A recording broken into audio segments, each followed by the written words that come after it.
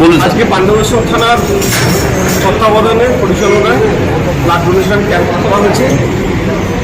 এখানে পুলিশ কর্মচারী এবং এলাকার যারা পুলিশের সঙ্গে সম্পর্ক রাখে, এলাকার বিশিষ্ট ব্যক্তিবর্গ সবাই এখানে আছেন এবং তারা ব্লাড দিচ্ছেন। আমাদের ক্যাম্পটা যে রেজিং ডে হয়েছিল 1 তারিখে 1 সেপ্টেম্বর এটিপিসি তারকেশ্বর দুর্গাপুর পুলিশ কমিশনারের তারই অঙ্গ হিসেবে আমরা সাতদিনব্যাপী বিভিন্ন প্রোগ্রাম বিভিন্ন থানা এবং ফাঁড়ি এলাকাতে হচ্ছে। তারই অঙ্গস্বরূপ আজকে এখানে এই কর্মসূচি গ্রহণ করা হয়েছে।